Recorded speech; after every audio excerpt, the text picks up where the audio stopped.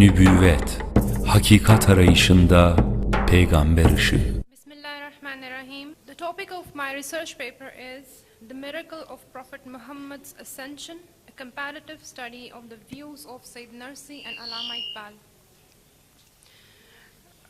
Now I will briefly discuss the views of Sayyid Nursi about Ascension. Prophethood is one of the four major themes of Risale-i-Nur. Sayyid Nursi has discussed different dimensions of this topic on 230 different occasions. Ascension of Prophet is the subject of 31st word, which is a chapter of the first part of Risale-i-Nur, the words. Although Nursi has discussed Ascension briefly in other chapters of Risale-i-Nur too, but here he has united all the flashes under one chapter. Sayyid Nursi expounds the ascension of Prophet particularly to the people of belief because, according to him, the ascension cannot be proved independently to irreligious atheists who do not accept the pillars of belief. Nursi mentions ascension as the supreme miracle of the Prophet Muhammad ﷺ, as he states, pre-eternal power which does not leave ants without a prince or bees without a queen, certainly does not leave mankind without prophets. As the splitting of the moon was a miracle of Muhammad ﷺ for men in the manifest world, so his ascension was a supreme miracle before the angels and spirit beings in the world of the inner dimensions of things.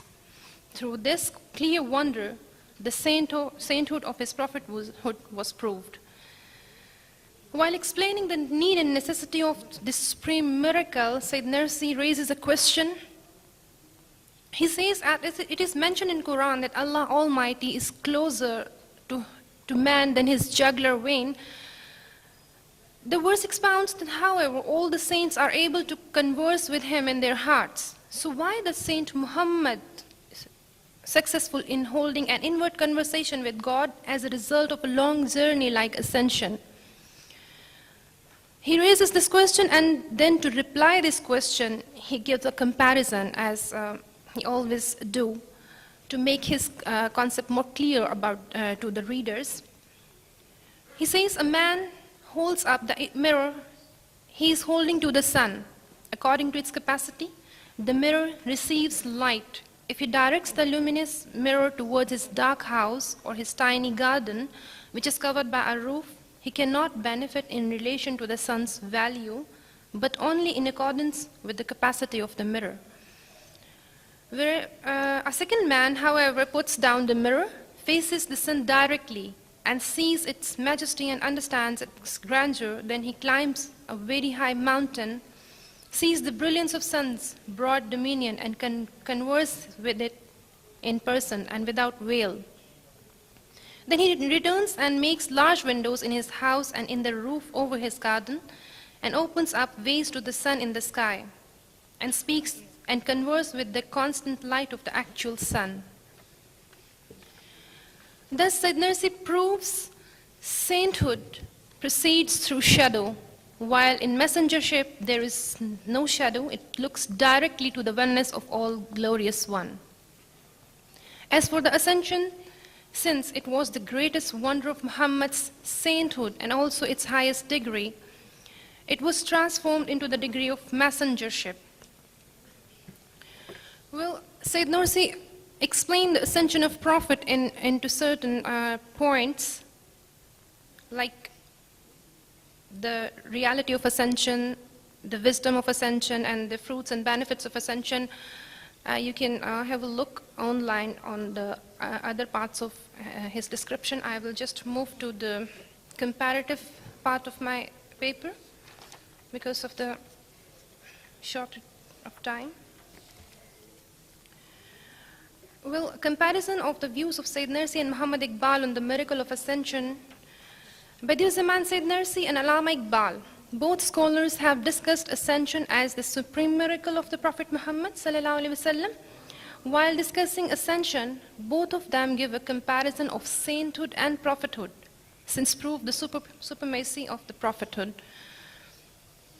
Sayyid Nursi narrates that sainthood proceeds through shadows, whereas messengership does not need any shadow, rather it looks directly to all glorious one. He takes ascension as the greatest wonder of Muhammad's sainthood. He proves that the inner face of the ascension was sainthood, but apparent face was messengership. Moreover, sainthood has to depend upon certain amount of time as well as numerous degrees and levels to cover the spiritual journey to come close to God, while messengership does not need to cover such degrees and levels for divine immediacy.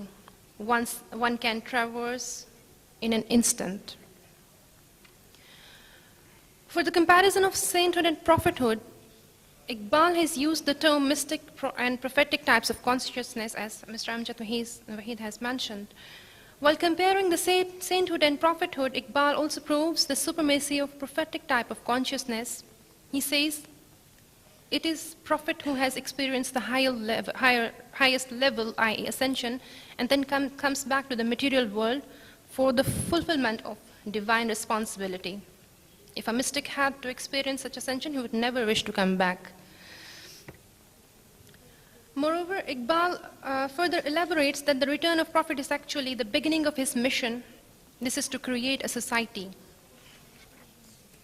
Sayyid Nursi also discussed the same point, but in a comprehensive way, at a place where he explains the ascendancy of messengership upon sainthood. He indicates that the inner phase of ascension was sainthood. It went from creation to creator, while its apparent phase was messengership.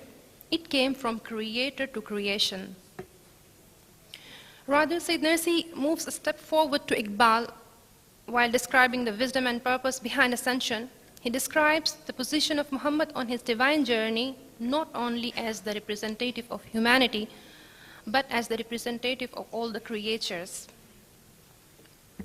Moreover, both scholars, Dr. Allama Iqbal and Badiuzzzaman Sayyid Nursi, have also discussed the benefits of ascension. As Iqbal states, the religious ideal of Islam, therefore, is organically related to social order which it has created, whereas Nursi narrates numerous fruits and benefits and gives a detailed analysis. Sayyid Nursi describes one of the fruit of ascension is man's being the most elevated being above all the beings in the universe is established. He states, it is due to Miraç that an insignificant, weak, and impotent conscious being is raised to such a highest position, just like as it is said to an ordinary soldier that he has been promoted to the rank of field marshal. How delighted he will be. Likewise, Iqbal also focused his attention on this aspect of ascension. He interprets this aspect in a unique way. As it is mentioned earlier that Iqbal's philosophy motivates mankind to strive to actualize their God-given potential to the fullest degree. Therefore, the phenomena Iqbal derived from the event of ascension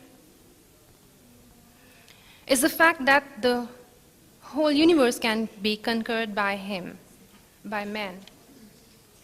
Now, I'll just conclude my paper in few words. Sayyid Nursi and Iqbal are creative writers of the highest caliber. We find the two Muslim thinkers on the same planes while pondering on the miracle of ascension. Both are of the view that the profound truth of ascension was a supreme miracle of Prophet Muhammad sallallahu alaihi wasallam. Sayyid Nursi provides a corollary for sainthood and prophethood of Muhammad in the light of ascension, same as Iqbal has used the terms mystic and prophetic types of consciousness. While comparing the sainthood and prophethood, both learn from the miracle of ascension that heaven is within the reach of mankind and man is the most elevated being. Finally, both of them are of the view that the height and peak of his journey was the return of the prophet from creator to creation. Thank you very much. İstanbul İlim ve Kültür Vakfı